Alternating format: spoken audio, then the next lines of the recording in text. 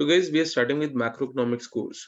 ये कोर्स अपने आप में ही बहुत बड़ा कोर्स है, राइट?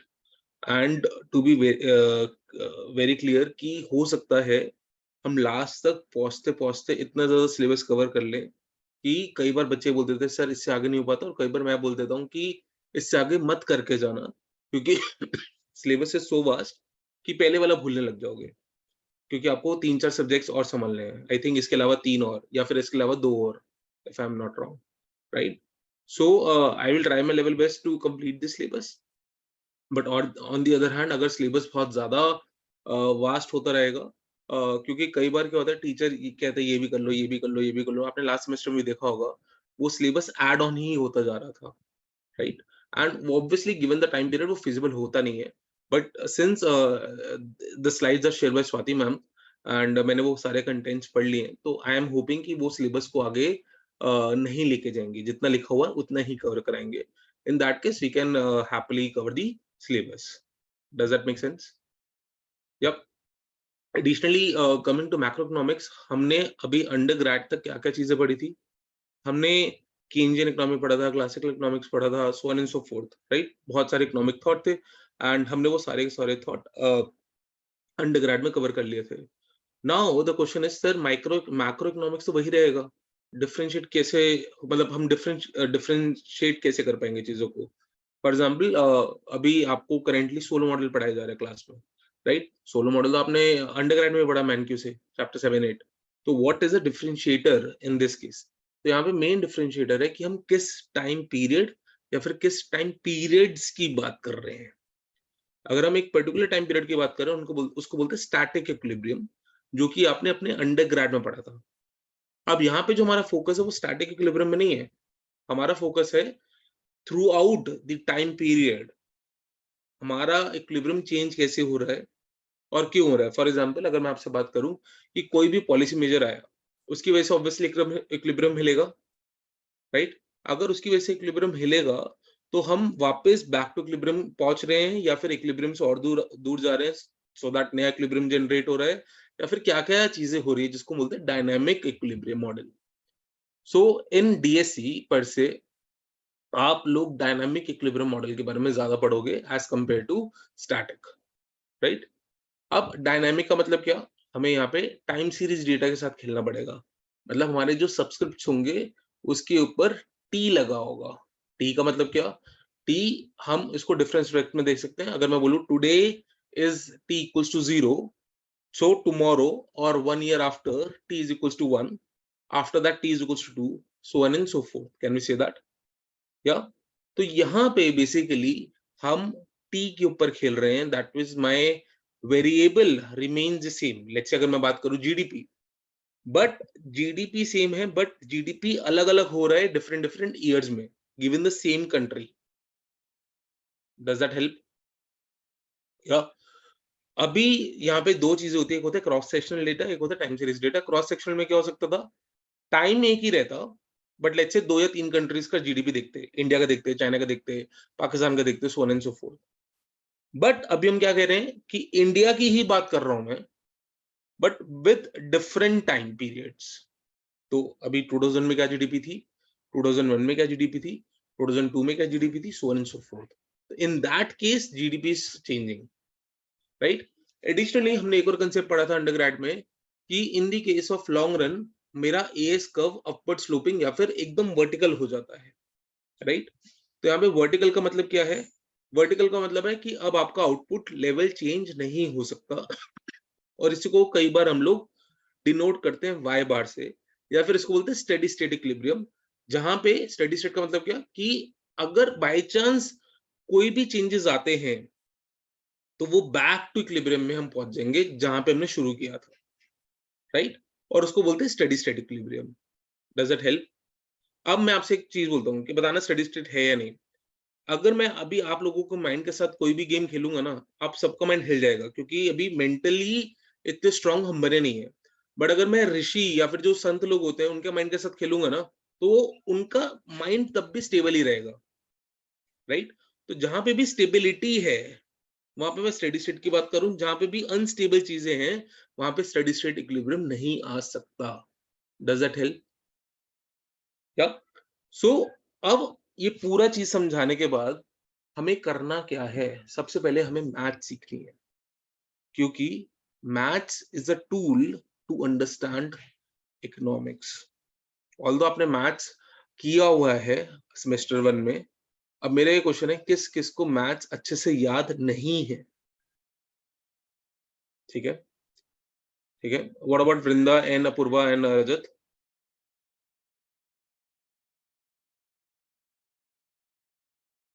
ठीक है, आई एम होपिंग इनको याद है। If they are not replying, amazing Rajat, super. So अभी हम आज इस क्लास में ठीक है वृंदा, अमेजिंग, लिटिल बिट, ठीक है। इस क्लास में हम स्टार्ट ही मैथ से करने वाले हैं, ठीक है। अब स्वाति मैम ने क्या किया हुआ है, आपको एक इंट्रोडक्शन स्लाइड दी हुई है, वो हम कवर नहीं कर रहे हैं। बेसिकली उसके अंदर यही सारी चीजें बताई हैं जो मैंने आपको बता दी हैं ऑलरेडी, कि क्या क्या चीजें होती है, स्टैटिक क्या होता है, डायनामिक क्या होता है, सो on and so fourth. Next slide Swati ma'am की ही मैथ्स की स्लाइड है, जो कि हम वहीं से अब शुरू करने वाले हैं। किसी को अभी तक कोई भी क्वेश्चन है? Any question, any doubt? अच्छा, वन मोर थिंग गाइस, जो भी लोग अभी मेरे साथ एसोसिएटेड है अभी इस क्लास से, अगर आपने मेरी क्लास अटेंड करना स्टार्ट की है, let me tell you one thing, you can ask as many questions as you want to. This is not one sided lecturing, this is the interactive class. तो तब तक मुझे आगे मत बढ़ने देना जब तक आपको लगे कि आप खुद से सेटिस्फाइड नहीं हो, राइट? क्योंकि क्लासेस लेने का फायदा तभी है जब आप इंटरेक्ट करोगे। अगर आपको समझ ही नहीं आ रहा तो क्लासेस लेने को कोई फायदा नहीं है। और समझ आने, अगर नहीं समझ आ रहा, टूवर्ड्स द जर्नी ऑफ समझ आने तक we need to interact, right? अगर मैं ही बोलता रहूंगा तो उससे बेटर है कि आप मैम की क्लास से अटेंड करो, क्योंकि उससे फायदा मिलेगा नहीं आपको, right? So it is amazing and it would be great अगर आप मेरे से आर्ग्यू करोगे इन इन अ गुड सेंस, मतलब गाली वाली मत देना, मतलब दोस्त वोस्त मतलब अबे ऐसे ऐसे नहीं, normally if you argue with me I am very happy with that, but तमीज में रह के, क्योंकि आर्ग्यूमेंट से ही हम कुछ अच्छे लेवल तक पहुंच सकते हैं। Does it help? या ठीक है, now let me share my screen.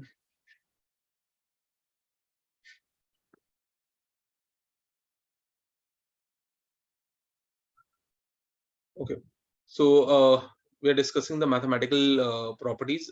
इसके अंदर हम क्या क्या चीजें सॉल्व करने वाले हैं? Solving differential equations and dynamic optimisation in continuous time. So पहली बात तो our focus is on continuous time. Just give me a second. Continuous time का मतलब क्या है? ठीक है, कंटीन्यूअस टाइम का मतलब क्या है यहाँ पे? कंटीन्यूअस टाइम का ये मतलब है कि हम लोग एक इंटरवल के बीच में बात कर रहे हैं, कि इस पीरियड से लेके इस पीरियड तक। डिस्क्रीट टाइम क्या होता? अगर मैं बोलता 2000, फिर बोलता 2001, सो on and so fourth. But यहाँ पे कंटिन्यूअस टाइम की बात हो रही है, और जहाँ पे भी कंटिन्यूअस वेरिएबल्स की बात होगी वहां पे हम इंटीग्रेशन यूज करेंगे। जहाँ पे डिस्क्रीट की बात होगी वहां पे समेशन यूज करेंगे। सो ऑब्वियसली यहाँ पे हम लोग इंटीग्रेशन यूज करने वाले हैं। देयर आर टू थिंग्स, एक होता है डिफरेंस इक्वेशन, एक होता है डिफरेंशियल, जो यहाँ पे लिखा है डिफरेंशियल इक्वेशन। दोनों में डिफरेंस क्या है? एक है डिफरेंस, डिफरेंस का मतलब जब भी हम डिस्क्रीट के अंदर होंगे तो उसको बोलते हैं डिफरेंस इक्वेशन, उससे हम समेशन से उसको डिनोट करते हैं। जब भी कंटिन्यूअस में होंगे उसको बोलते हैं डिफरेंशियल इक्वेशन, उसको हम इंटीग्रेशन से सॉल्व करते हैं। Does that help? यप, ठीक है। Now what are the basic definitions? So हम याद रखना, हम क्या शुरू कर रहे हैं बच्चे? डिफरेंशियल इक्वेशन शुरू कर रहे हैं। और differential equation obviously continuous variable के साथ है। कंटीन्यूअस का मतलब we need to use integration कहीं ना कहीं, बट डिफरेंशियल, डिफरेंस। अब याद करो अपनी 12th क्लास मैथमेटिक्स में जब आपने डिफरेंशिएशन पढ़ा था, तो डिफरेंशिएशन का मतलब होता क्या था? डिफरेंशिएशन का मतलब होता था कि अगर मैं एक वेरिएबल में चेंज कर दूंगा तो दूसरे में क्या चेंज आएगा। अगर मैं एक वेरिएबल में चेंज करता हूं तो दूसरे में क्या चेंज आएगा, that is nothing but differentiation. For example, if I right a normal equation y is equals to alpha plus beta x, beta not x, in this case if I change x by 1 unit, then what is the change in y? What you will say? Sir, beta naught. And that is nothing but differentiation. But यहाँ पे हम differentiation with respect to क्या कर रहे हैं? With respect to time. यहाँ पे हमने क्या किया? With respect to x किया। बट यहाँ पे हम लोग डिफरेंशियल इक्वेशंस को विद रिस्पेक्ट टू टाइम पढ़ रहे हैं, क्योंकि वर्ड डिफरेंशियल है तो याद रखना जो भी आपका फंक्शन है, क्योंकि आप यहाँ पे फंक्शन क्या है, this F X is equals to Y, यहाँ पे फंक्शन जो है वो x डॉट टी से डिपेंडेंट, टी के ऊपर डिपेंडेंट है, which means that यहाँ पे x डॉट का मतलब क्या है, dot means this is dx by dt, dot means this is dx by dt। अगर टाइम पीरियड में एक यूनिट का चेंज आए, लेट्स से अगर मैं ईयर्स में बात करूं, एक ईयर का चेंज आए तो x में कितना चेंज आने के चांसेस हैं और क्या चेंज आ सकता है, that is nothing but differentiation. और डिफरेंशियल इक्वेशन में हम लोग जो मेरा फंक्शन है, जो कि मेरा डिपेंडेंट वेरिएबल है, वो x डॉट टी ही लिखेंगे। Does that help? And I am saying that x dot T is a function of xt. I'm saying that x dot t is a function of xt, which means that this is my dependent variable. So इसको हम क्या लिख सकते हैं, xt, which is a function of xt, which is nothing but, इसको हम ऐसे लिख सकते हैं a xt plus some b, लिख सकते हैं जैसे वाली इक्वेशन लिखा था। Does that help? Yep, ठीक है। Any doubts anyone till this point? Amazing. Now let's start with basic definitions. Equation describing a continuous time process are called differential equations. और यही अगर मैं difference equation की definition बताता तो बच्चे क्या आती, equation describing a discrete time process is called difference, not differential equations. These are of form, मैंने आपको बताया था आपका dependent variable क्या है अब, dx by dt, which is x dot t, which is nothing but a function of xt comma t. बताया था अभी, x dot t is nothing but a function of xt or t, right? An order of a differential equation, the order of a differential equation is defined by the highest number of successive derivatives of a dependent variable with respect to independent variable which is t. अब मुझे बताओ, यहाँ पे आपका dependent variable में मैंने एक dot लगाया, एक डॉट का मतलब क्या, dx by dt किया होगा, तो हमने कितनी बार डिफरेंशिएशन किया, सिर्फ एक बार। What is the highest order here? 1. So what is the order of differential equation? 1. Does that help? But अगर मैं यहाँ पे दो डॉट्स लगा देता, that means मैंने दो बार डिफरेंशिएशन किया है, right? So what in this case, what is the order now? 2. Does that help? Yeah. Harshita and Rajat, बच्चे, I request you to kindly switch on your webcam जल्दी से। Third, a differential equation is said to be linear if the dependent variable x and all of its time derivatives appear linear in equation. Linear तो सबको clear ही है, linear का मतलब क्या होता है, जिसकी पावर 1 होती है। तो हम यहाँ पे बोल रहे हैं if the dependent variable is linear function of x. Does it help? चल सकते हैं आगे। A differential equation is said to be autonomous. ये प्लीज ध्यान से समझना, ये थोड़ा सा इंपॉर्टेंट है, आगे काम आएगा बच्चे। A differential equation is said to be autonomous if the time variable t does not appear as an explicit variable in the f function. अब मैं आपको एक इक्वेशन लिख के बता रहा हूं, उसके बाद इसको समझा दूं कि ऑटोनॉमस है या ऑटोनॉमस नहीं है।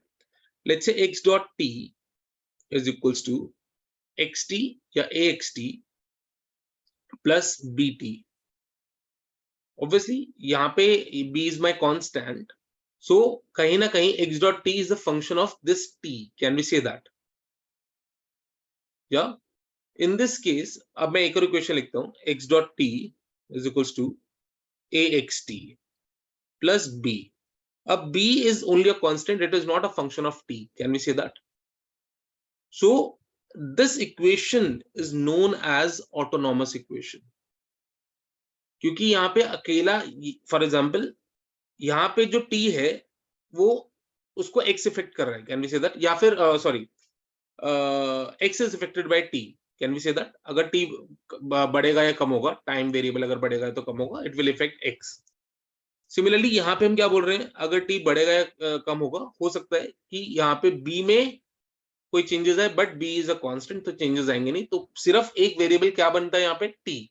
अगर मैं बात करूं टी अगर 1 का 2 हो गया तो ये हो सकता है बी 1 और ये हो सकता है B 2। Can we say that? But अगर मैं नीचे वाली इक्वेशन की बात करूं, यहाँ पे क्या टी बी के अंदर क्या टी है? The answer is no, right? So in this case मैंने ये वाली टी को हटा दिया जो कि इंडिपेंडेंट था वेरिएबल एक्स से, right? So in that case this equation is known as autonomous equation. एक बार फिर से पढ़ रहा हूं एंड उसके बाद मैं बच्चे 20 सेकंड्स वेट करूंगा। If you face any doubt do let me no कि ऑटोनॉमस समझ आया या नहीं समझ आया। A differential equation is said to be autonomous if the time variable t does not appear, यहाँ पे टाइम वेरिएबल t अपीयर कर रहा है, यहाँ पे भी t है, यहाँ पे भी t है, बट क्या ये ऑटोनॉमस है? आगे की लाइन पढ़ेंगे तो समझ आएगा। Does not appear as an explicit variable in the form of f function. तो यहाँ पे एक्सप्लिसिटली हम t वेरिएबल ले रहे हैं, यहाँ पे हमने एक्सप्लिसिटली t वेरिएबल नहीं लिया है। Does that help? या इसीलिए हम उसको बोलते हैं this equation is autonomous, this equation is non autonomous बच्चे। Now I am waiting for 15 to 20 seconds. अगर किसी को भी डिफरेंस इक्वेशन में डाउट है please do let me know. Rajat can you please switch on your webcam बच्चे?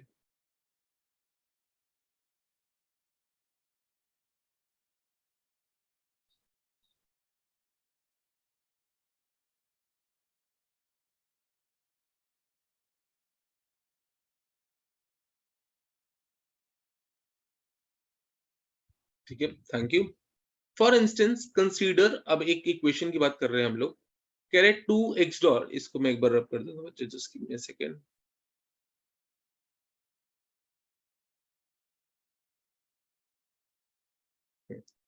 तो मैंने इक्वेशन क्या लिखी, 2x dot t plus 3xt plus bt is equals to 0।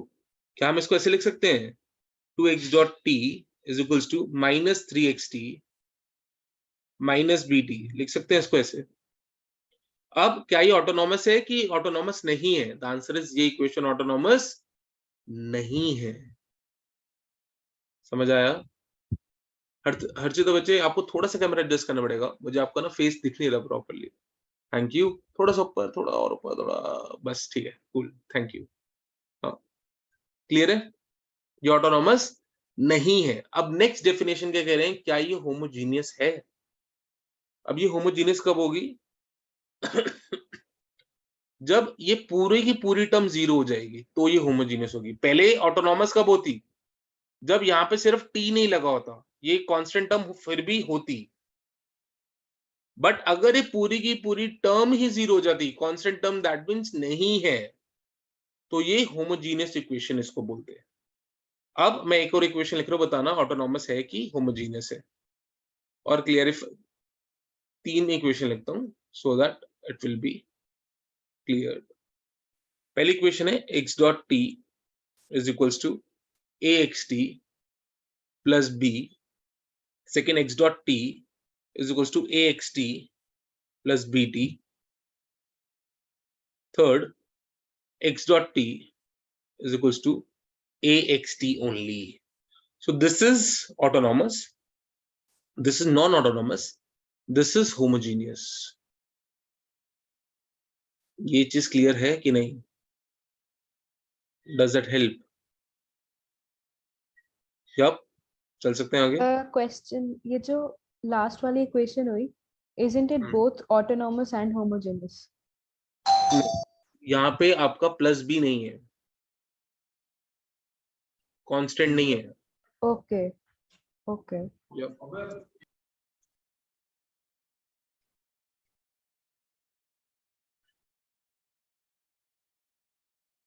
Okay. Now note that bt is sometimes called as the forcing function. bt is sometimes called as the forcing function. Sir definition है, आगे चले बच्चे। Now solution to the first order linear autonomous differential equation. अब बताओ क्या ये autonomous है? बिल्कुल है। अब इसको सॉल्व कैसे करेंगे हम लोग? तो इसको सॉल्व करने के लिए वो कहता है कि अगर आप कंटीन्यूअस में हो, तो आप दोनों साइड को ना मल्टीप्लाई कर लो e टू द पावर -80 से। अगर मैं करता हूँ तो ये मेरा आंसर आता है e -80 x dot t which is equals to e80 axt plus b. Can we say that?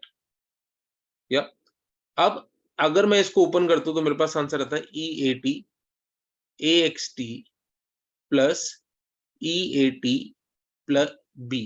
Can we say that? इस टर्म को इधर ले जाओ बच्चे, जल्दी से लेके जाओ और सिर्फ मुझे बताना जो मैं आपको चीज बोल रहा हूँ, क्या आपके पास ये वाली इक्वेशन आ जाएगी? जैसे आप इस टर्म को, सिर्फ इस टर्म को इधर लेके जाते हो, क्या ये वाली इक्वेशन आ जाएगी? जल्दी से लिख के देखो बच्चे, तभी मजा आएगा, नहीं तो आप हाँ में हाँ मिलाते रहोगे सिर्फ।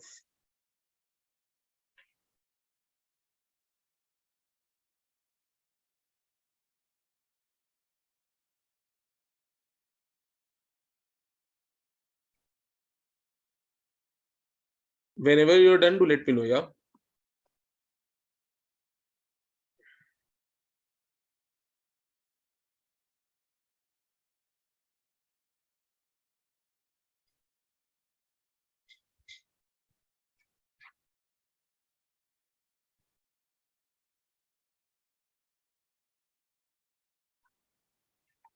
Done.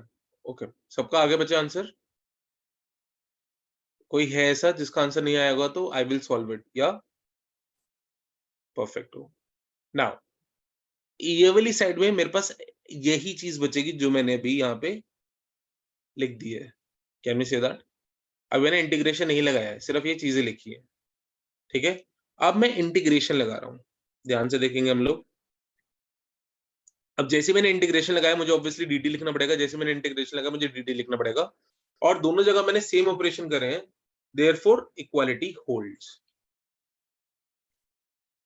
Can we say that? या ओके। नाउ इस इक्वेशन, ये अब खत्म हो गया। थोड़ा सा डिफरेंशिएशन सिखा रहे हैं लोग हमें कि डिफरेंशिएशन करते कैसे हैं, एक बार सीख लेते हैं, क्योंकि ये हमें ये वाली इक्वेशन सॉल्व करने के लिए बहुत ज्यादा मदद करने वाला है।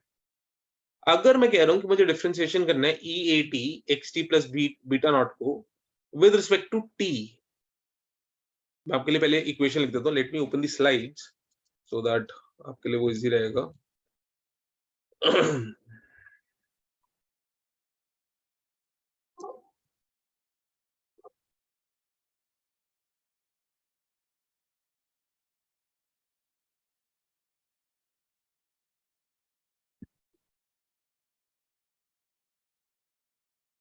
ओके बच्चे, सो मैंने क्या लिखा, एक इक्वेशन लिख रहा हूं। इक्वेशन मेरी है E minus AT XT plus beta not. Let's say ये मेरी इक्वेशन है। अब मुझे इस इक्वेशन को डिफरेंशिएट करना है विद रिस्पेक्ट टू टाइम। तो अगर मुझे with respect to time differentiate करना है, पहली चीज तो ये ध्यान रखो कि यहाँ पे this is just a constant, इसमें टाइम का कोई भी रोल नहीं है, तो ये वाली वैल्यू तो ऑलरेडी हो जाएगी 0। तो बची कौन सी वैल्यू? Minus EAT XT। अब जब आप डिफरेंशिएशन करते हो तो यहाँ पे प्रोडक्ट रूल लगने वाला है। द रीजन बीइंग, यहाँ पे भी t है और यहाँ पे भी t है, तो प्रोडक्ट रूल कैसे लगाओगे आप? Very simple. अगर मैं पहले ये वाली इक्वेशन को सॉल्व करता हूँ और ये कांस्टेंट रखता हूँ, तो क्या आएगा आंसर? x डॉट t, क्योंकि मुझे डिफरेंशिएट करना है विद रिस्पेक्ट टू t। इसको एज इट इज लिखा माइनस EAT, प्लस लगता है माइनस प्रोडक्ट रूल में, प्लस, याद है सबको? या प्लस मुझे एज इट इज ये वाली इक्वेशन लिखनी है और इसको डिफरेंशिएट करना है, बट इसको अगर मैं डिफरेंशिएट करूँ तो आंसर क्या आएगा मेरे पास? Minus E minus EAT, a भी आएगा यहाँ पे। Can we say that? या अगर मैं इसको सिंप्लीफाई करूं तो मैं क्या लिख सकता हूं? x dot t EAT minus XT into AE EAT, इसमें से कॉमन क्या ले सकता हूं मैं? Obviously EAT x dot t minus AXT, क्या मैं लिख सकता हूं इसको ऐसे?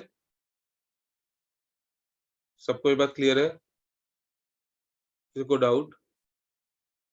ठीक है, अब यहाँ पे आओ बच्चे, ध्यान से देखेंगे हम लोग। जब आपको इसको इंटीग्रेट करना था इस फंक्शन को, और आपको पता है कि जब आपने इसका डिफरेंशिएशन किया तो ये आएगा, इसको इंटीग्रेट करोगे तो ऑब्वियसली ये आएगा। Can we say that? क्योंकि यही तो फंक्शन को आप इंटीग्रेट करने वाले थे। Can we say that? तो मैं वही सेम चीज लिख रहा हूं, ध्यान से देखेंगे बिल्कुल इसको। मैंने क्या किया, इसको इंटीग्रेट करना था, ऑब्वियसली मैं ये वाली इक्वेशन लिख दूंगा, और ये प्लस बीटा नॉट कहां से आ रहा है? इंटीग्रेशन का, जब हम इंटीग्रेशन करने के बाद एक कांस्टेंट ऐड करते हैं, वो वाला कांस्टेंट है बीटा नॉट। इस इक्वेशन में यहां से इक्वेशन कैसे आई, किसी को भी कोई डाउट है बच्चे? Amazing, super. अब मुझे इसको डिफरेंशिएट कर, इसको इंटीग्रेट करना with respect to what? T, क्योंकि dt लिखा है ना। अब एक बार इसको देखते हैं, मुझे इंटीग्रेट करना है जी b e minus E T D T. अब इंटीग्रेट कैसे करोगे? b तो कांस्टेंट है तो b एज इट इज आ गया, minus E minus A T, और ए टी के लिए क्या आएगा? a नीचे आ जाएगा, यही होगा। या क्या इन लोगों ने भी यही लिखा हुआ है, या वही चीज लिखी जो मैंने लिखी है? अभी देखो ध्यान से, minus B by A E minus A T, यही है।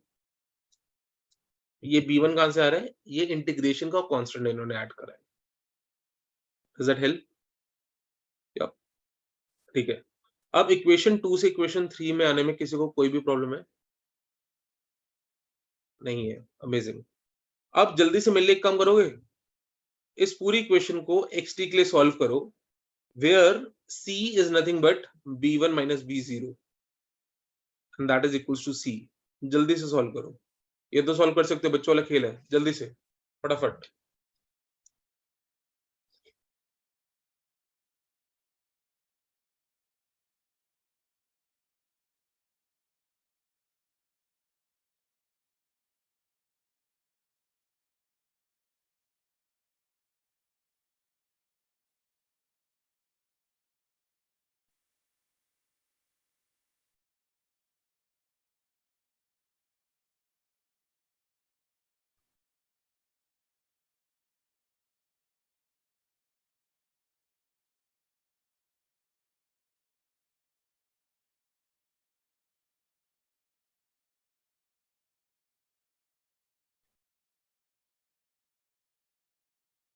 If you're not getting this answer, do let me know. I will help you to solve this बच्चे।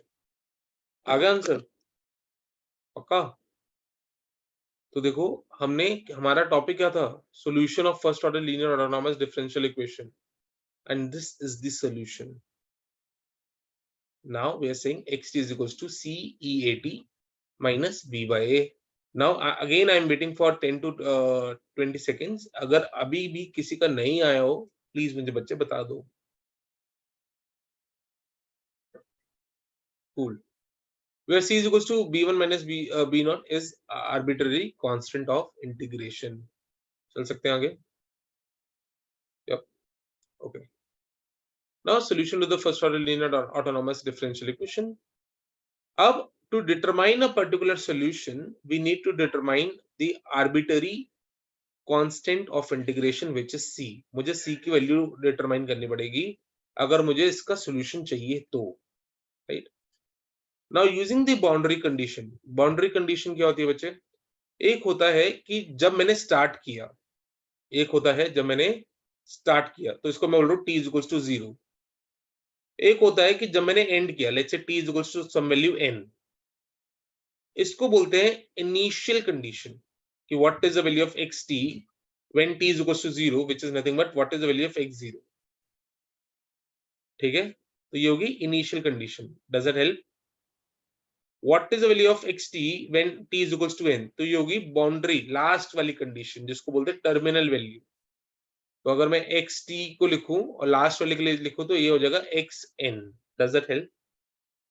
तो ये कह रहे हैं कि अगर हम बाउंड्री कंडीशन को यूज करते हैं तो हमें इस c की वैल्यू मिल जाएगी। Does that help? यप। अब आ जाओ, suppose that we know that x 0 is equals to 0, t is equals to 0 is equals to 0, then what is the value of c? इधर आ जाओ, अगर ये 0 पुट करते हो, c की वैल्यू बताओ क्या आ रही है, फटाफट सॉल्व करो, फटाफट जल्दी से।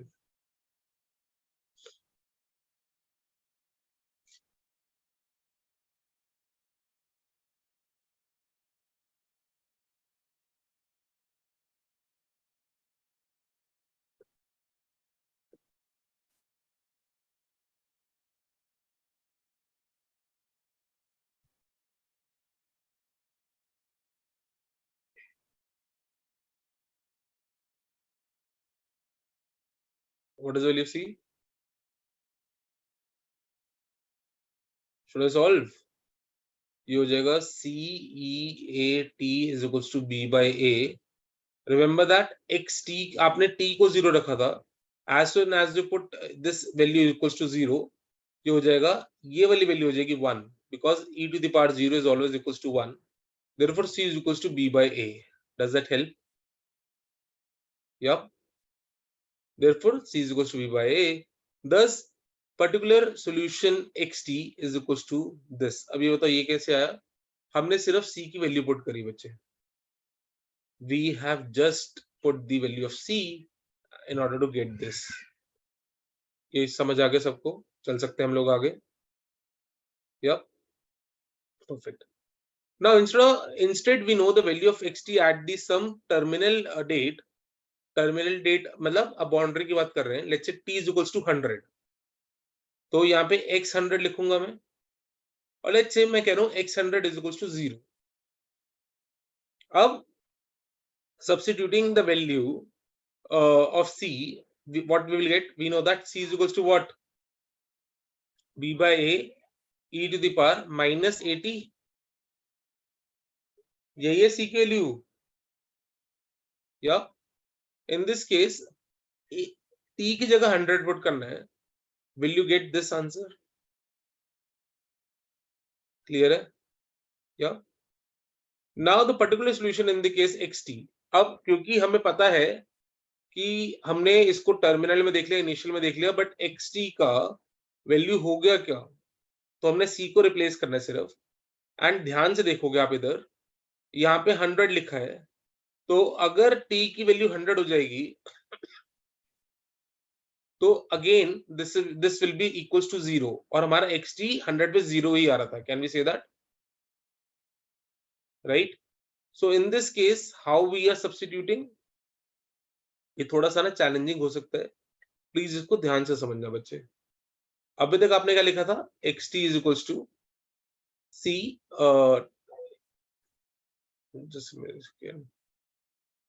eat minus b by a, ये वाला b by a, ये वाला b by a। Any doubts? c की वैल्यू क्या आई थी? आपकी xt की वैल्यू ये आ रही थी, याद है? when c is equals to b by a, right? तो अगर मैं 2 मिनट के लिए ये हटा देता हूं, minus 100 by a, are you getting this value as xt? Now the question is कि 100 by a आया कहां से, ये पिक्चर में घुसा कहां से? ध्यान से देखेंगे, ये इसलिए घुसा क्योंकि हमने बोला था कि x 100 is equals to 0. अब now if you put value of t is equals to 100, can this equals to 0? Can this be equals to 0? Let us check that. b by a 100 minus a 100 minus b by a, ये cancel out हो जाएगा, ये बचेगा 0, and e to the power 0 is nothing but 1, so बचेगा b by a minus b by a which is equals to 0, और यही तो हमारी टर्मिनल कंडीशन थी या नहीं थी? Therefore we need to write my final answer as this. ये बात किस किस को समझ नहीं आई? Amazing, super cool. एक काम करें जल्दी से, फटाफट जल्दी से 10-20 सेकेंड्स के अंदर ये स्लाइड पढ़ो, या उसके ऊपर वैल्यू पढ़ने तो पढ़ो। डू लेट मी नो अगर सारी चीज समझ आ गई तो। अगर कहीं पे भी डाउट है तो आई विल री एक्सप्लेन दिस बच्चे। जल्दी से बताओ फटाफट।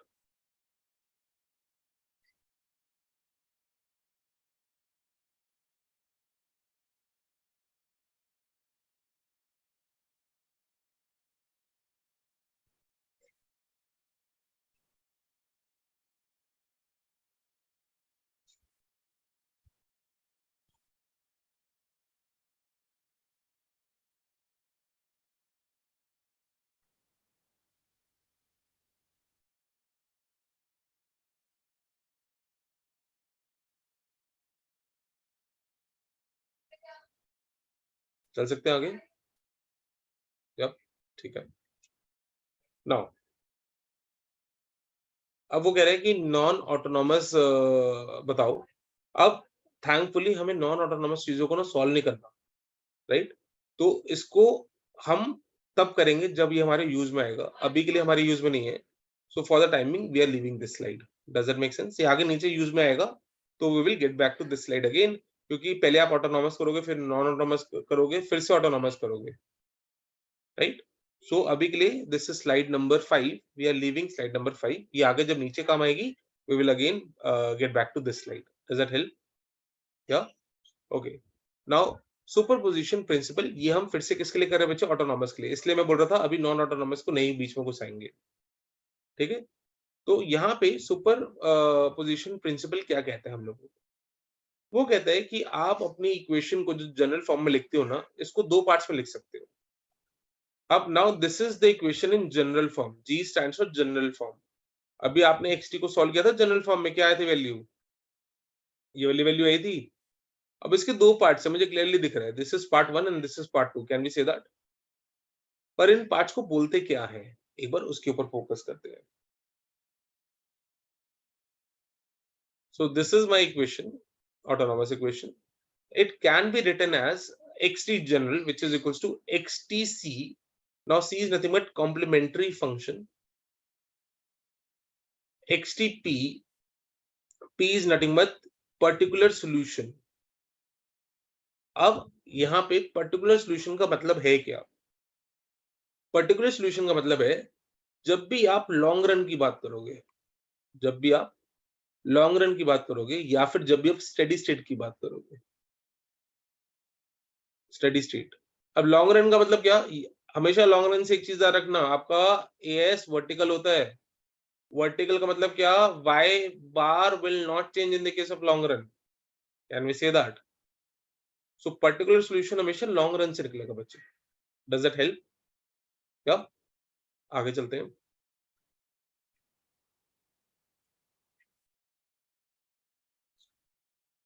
ओके।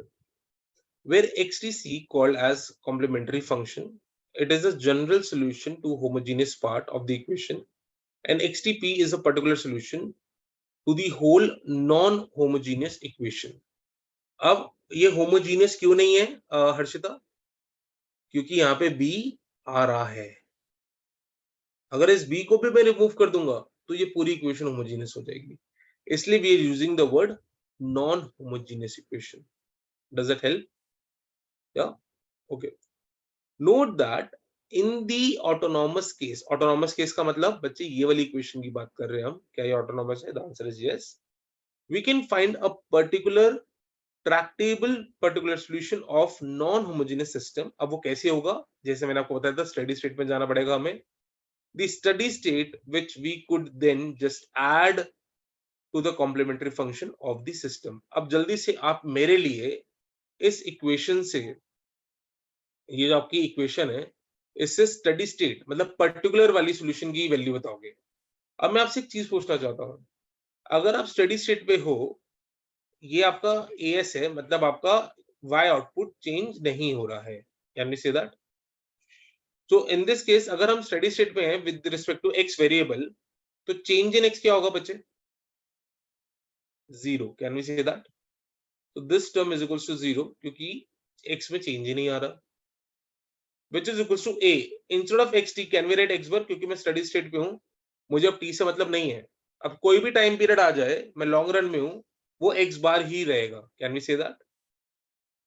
जब plus b, can you please solve for x bar equals to what? जल्दी से बताओ।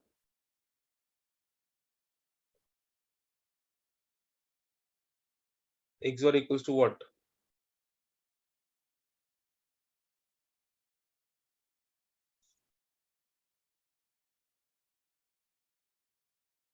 या Tanvi, x bar equals to what? minus b by a. Correct, minus b by a। और ये किसका सॉल्यूशन हुआ? xt p का। Can we say that? या ठीक है। यहाँ पे मेरा आंसर क्या माइनस बी बाई ए आया था जब मैं जनरल इक्वेशन लिखा था? और ये x बार आ रहा था, इसलिए ये क्या है, ये XTP है ये, और बचा हुआ पार्ट क्या है, XTC है। Does that help? क्लियर है सबको? ठीक है। अच्छा ये बच्चे आगे ना ये सारी चीजें ना एप्लीकेशन पार्ट में काम आएंगी, इसलिए कह रहा हूँ जितना ज्यादा से ज्यादा पूछोगे उतना बेनिफिट होगा बच्चे आपको। या ओके,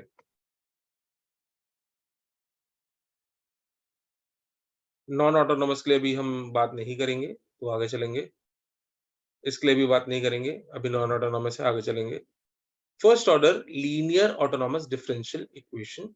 अब स्टेबिलिटी की बात कर रहे हैं। मैंने अभी आपको डिस्कशन में स्टेबिलिटी के बारे में बात की थी, राइट। स्टेबल, अगर स्टेबल होगा तो आपका आप वाई बार पे वापस आते रहोगे, अगर नॉन स्टेबल होगा तो वाई बार में वापस नहीं आते रहोगे। तो जैसे मैंने आपको एग्जांपल दिया था ना कि आपकी मेंटल स्टेट वर्सेस एक संत की मेंटल स्टेट। तो एक संत की मेंटल स्टेट हो सकता है चेंज ही ना हो वो लॉन्ग रन में, बट हमारी मेंटल स्टेट हमेशा चेंज होती रहती है, right.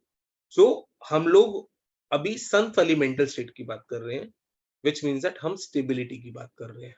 Does that help? Yep. Okay. In dynamic macroeconomic model, we just give me a second. Yeah. In dynamic macroeconomic model, we are often interested in the behavior of economy as t tending towards infinity, which means that we are saying my time is tending towards infinity. In other words, we are saying we are entering into long run. Does that help? Yeah. If the system converges to a particular point as t is tending towards infinity, if a system converges to a particular point का मतलब एक ही point पे वो बार बार converge कर रहा है, तो उस पॉइंट को क्या बोलेंगे, steady state point. Can we say that? या this point is called as long run equilibrium of model. We can then examine whether this system moves closer, closer मतलब कन्वर्ज करेगा, या फिर moves away which is known as diverge from long run equilibrium as t is tending towards infinity। अब मैं आपको दोनों चीजें करके दिखाऊंगा। एक एक जगह मैं आपको क्लोजर मूव करके दिखाऊंगा, एक जगह थोड़ी सी अवे, राइट। इसको देखते हैं। Consider the first order linear autonomous differential equation x dot t is equals to function of xt comma b। इसमें स्टडी, अब यहाँ पे t नहीं लिखा, b लिखा है, क्यों? क्योंकि हमारा लीनियर ऑटोनोमस कैसा था, axt plus b। Steady state, a point x bar is steady state is a steady state of equation x dot t which is equals to fxt comma b if it satisfies x bar dot का मतलब क्या, कि हम steady state को change कर रहे हैं over time. But आपने अभी बोला था कि सर स्टेडी स्टेट में ये वाली वैल्यू जीरो हो जाएगी, किसने बोला था यहाँ पे स्टेडी स्टेट में वैल्यू जीरो हो जाएगी, क्योंकि x bar is not changing, बोला था ना आपने। So therefore they are writing the same thing. This is equals to 0. Does that help? Yeah. चल सकते हैं आगे? Okay. A steady state is also referred as stationary state or a fixed point or a rest point or equilibrium point. ठीक है, ये तो definition ही है। Note that I have limited attention to autonomous equation as non-autonomous equation generally do not have equilibrium points. ये non-autonomous होगा तो उसके बारे में तब बात करेंगे। Given the existence of steady state x, we are often interested in knowing whether it is stable or not. अब next slide में हम stability की बात करेंगे कि whether xt, जो भी हमने xt निकाला था, क्या ये stable है या stable नहीं है। ठीक है जी, चल सकते हैं आगे। परफेक्ट। फिर से बोल रहा हूँ, स्टेबल का मतलब क्या, स्टेबल का मतलब हम लोग उसी पॉइंट पे कन्वर्ट करेंगे, और नॉन स्टेबल का मतलब क्या, कि हम लोग डाइवर्ट करेंगे, उस पॉइंट पे नहीं जाएंगे दोबारा से। Does that help? या okay. Now stability of dynamical system, कि कब हम बोलेंगे स्टेबल है कि स्टेबल नहीं है। A dynamical system with a steady state x bar is said to be asymptotically stable if limit tends towards infinity. Long run xt is equals to x bar, ये मैंने आपको बताया था. तो अगर जैसे जैसे मेरा टाइम बढ़ता जा रहा है, मैं x बार की तरफ ही टेंड करता जा रहा हूं और इन्फिनिटी में मैं x बार तक पहुंच जाऊंगा. That means I am stable, right. But अगर मैं x बार से दूर जा रहा हूं, आई एम नॉट स्टेबल. ठीक है. In other words, a dynamical system is asymptotically stable if its trajectory approaches to steady state value over time, irrespective of the initial position. मैंने जहां मर्जी से स्टार्ट किया हो, as my t is tending towards infinity, मैं x बार तक tend करता रहूंगा. ठीक है. अब इसको आ जाओ. Consider the first order linear differential equation, which is this. We all know that in the general solution given by, मैंने आपको बताया था जनरल सॉल्यूशन यही आया था आपका, अभी आपने निकाला था, और इसी की वैल्यू को मैंने आपको बताया था x bar is equal to minus B by A, इसलिए उन्होंने ऐसे लिखा हुआ है और नीचे लिख भी दिया let x bar is equal to minus B by A. और ये आया कहां से? ये इस इक्वेशन से आया. As soon as you put this is equal to zero, क्योंकि लॉन्ग रन पे ऑब्वियसली डिफरेंशिएशन जीरो हो जाएगा क्योंकि x इज नॉट चेंजिंग. जब आप xt के लिए सॉल्व करोगे, this is nothing but xtp का solution which is nothing but x bar. Yeah, it can be observed that x converges to steady state, that is limit t tends towards infinity, xt is equals to x bar if and only if a is less than 0. अब यहाँ पे मैं focus डालना चाहता हूँ आपको, और why we are saying if and only if a is less than 0. Let's see that. मेरे पास इक्वेशन क्या बच्चे? x dot t which is equals to axt plus b, यही है. अब पहले मैं बोलता हूं what if my a is positive. What if my a is positive. तो एक बार इसको देखते हैं.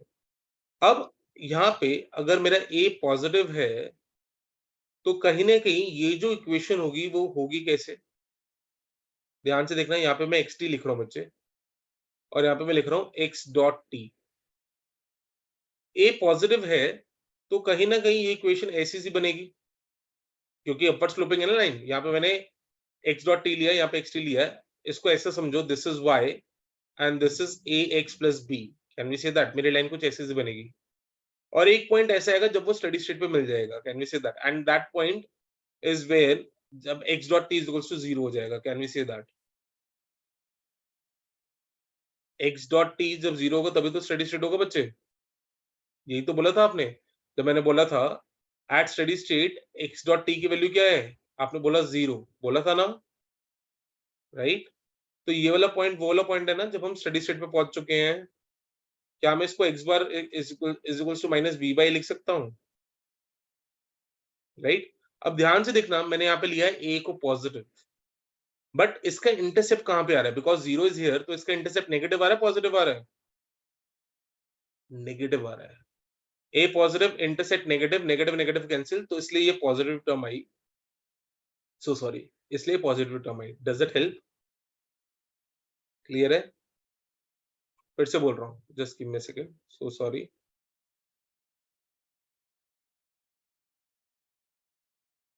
ओके, मैंने ये लिखा था x bar is equals to minus B by A, क्योंकि b मेरा नेगेटिव टर्म ले रहा है. So can we write my x bar is equals to minus of minus b by a which is equals to nothing but b by a. Can we say that? Yeah, clear up? Yep. Okay. Now in this case, अगर आपने starting यहां से की होती इस point से, ध्यान से देखेंगे, स्टार्टिंग मेरी अगर ये वाले पॉइंट पे होती, ये वाले पॉइंट का मतलब क्या कि मैंने x बार अगर ये है तो उसके उससे कोई ऊपर वाला पॉइंट उठाया होता. मैं ट्वाइस ले लेता हूँ वो वाला पॉइंट, राइट. तो लेट्स से मैंने बोला xt मैंने लिया होगा x बार का twice which is 2b by a. Can we say that? या अब देखते हैं इसको. x dot t is equals to a. xt का लेना है मुझे 2b by a plus b. a से कैंसिल, ये हो जाएगा 3b. Can we say that? b positive है नेगेटिव है? सॉरी, यहाँ पे हमारा माइनस आ रहा था. ये हो जाएगा माइनस बी, बी पॉजिटिव है नेगेटिव है, जल्दी बताओ फटाफट, बी पॉजिटिव है कि negative? B B intercept B negative, अगर बी नेगेटिव है, नेगेटिव नेगेटिव कैंसिल, तो ये क्या पॉजिटिव बन जाएगा? अब आप कह रहे हो कि सर x डॉट टी तो मेरा पॉजिटिव है, कैन वी से दैट? और x डॉट टी होता क्या है? x new minus x old which is positive, which is x new is more than x old, can we say that? अब x new ज्यादा है और x यहाँ पे आप डिनोट कर रहे हो x को, x ओल्ड ये है तो x न्यू ये होगा कहीं ना कहीं, कैन वी से दैट? आपका स्टडी स्टेट ये है बट आप स्टडी स्टेट से दूर जा रहे हो, कैन वी से दैट? क्योंकि x ओल्ड ये है, x न्यू ये है, can we say that? Similarly as a homework आप ये देखोगे कि यहाँ पे क्या आप इस डायरेक्शन में मूव कर रहे हो, क्योंकि मैं वो वाला केस डिस्कस कर रहा हूँ जहाँ पे a नेगेटिव है। करूं मैं डिस्कस वो वाला केस? या ठीक है, मैंने इसकी वीडियो रिकॉर्ड कर रहा हूँ, प्लीज एक बार इसको दोबारा से देखना, क्योंकि ये इजी चीजें नहीं है, आप पहली बार कर रहे हो तो इसलिए मैं बहुत धीरे धीरे चल रहा हूँ, बट ये जब चीजें क्लियर हो जाएंगी तो हम ऑब्वियसली स्पीड पकड़ पाएंगे। बट अगर ये चीजें अभी क्लियर नहीं हुई तो आप फंस जाओगे बच्चे स्टडी स्टेट में या सोलो मॉडल के अंदर। या अब हम ले रहे हैं x dot T which is equal to a x t plus b where a is negative, यही बोला था हमने। अब इसको ऐसे लिखते हैं, this is x t, this is x dot t, a negative है। अब a नेगेटिव का मतलब क्या हुआ कि मेरी जो स्लोप है लाइन का वो नेगेटिव होगा, तो कुछ ना कुछ ऐसा स्लोप आएगा, राइट? यहाँ पे आपका स्टेडी स्टेट आएगा, यहाँ पे आपकी वैल्यू 0 आ गई, तो b की वैल्यू क्या नजर आ रही है आपको? Can we say positive? अब x bar is equal to what? Minus b by a, but क्योंकि यहाँ पे a नेगेटिव है, again this term will be positive, can we see that? या अब इसको यहाँ पे देखते हैं। अब मैं कह रहा हूं कि मैं कोई भी ये वाली वैल्यू ले लेता हूं, ठीक है? लेट्स से ये आपकी माइनस बी बाय ए थी, मैंने यहाँ पे क्या लिया? हाफ वैल्यू ले ली इसकी। कौन सी वैल्यू ली? हाफ, ठीक है? अब देखते क्या होगा। x dot T is equals to a, X T की जगह क्या लिख सकते हो? माइनस बी बाय 2a, ये क्या 2a का मतलब हाफ हो गया, plus b, this and this will cancel out, बचेगा आंसर क्या? b बाय 2, ये बचेगा आंसर। या अब क्या b पॉजिटिव है? बिल्कुल पॉजिटिव है, hence this is positive, hence x dot t is positive, hence x new minus x old is positive, hence x new is more than x old, and with what is that is what we want, this is x old, this is x new, और हम धीरे धीरे steady state के और near आते जा रहे हैं। Does that make sense? या अब आप घर पे क्या ट्राई करोगे? इसको डबल ले लेना और आप देखोगे आपका x डॉट टी नेगेटिव आएगा और आप यहाँ कन्वर्ट करते रहोगे। Does that help? इसीलिए मैम ने आपको सीधा सीधा लिख दिया, if a is less than 0, xt is monotonically converges to x bar, यही देखा अभी हमने। And if a is more than 0, the system diverges unless c is equals to 0, because in this case अगर c ही 0 हो जाए तो बचेगा सिर्फ x bar which is nothing but b by a। हम c के अंदर तो सारी चीजें डाल रहे थे, राइट? Does that help? या क्लियर है सबको? ठीक है, आज के लिए हम यहीं तक कवर करेंगे, नेक्स्ट क्लास में इसको आगे लेके चलेंगे। बट अभी के लिए दिस इज माय रिक्वेस्ट कि मैथ्स का पार्ट कर रहे हो, थोड़ा सा धीरे धीरे चलेंगे तो ज्यादा बेटर है, नहीं तो कंफ्यूज बहुत ज्यादा हो जाओगे बच्चे आप, राइट? एडिशनली मैं आपको ये दिखा देता हूँ, इसकी रिकॉर्डिंग अवेलेबल कहाँ पे होगी।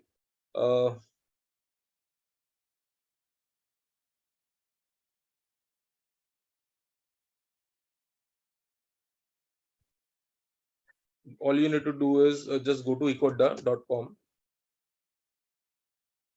go to economics, semester 2, macroeconomics, and here you can see the demo class। यहाँ पे मैं लिंक प्रोवाइड कर दूंगा and you all can access the video। does that help? yeah, cool बच्चे, keep smiling, keep laughing and study very hard, क्योंकि macro अपने आप में बहुत डिमांडिंग कोर्स है बच्चे। Yeah, I'm not saying it is difficult, but it is demanding, very much demanding course. Yeah, please take care बच्चे, have fun, bye. अच्छा, किसी को Thank कोई you, sir. क्वेश्चंस है? Thank you बच्चे. नहीं, thank you ji, thank you, bye.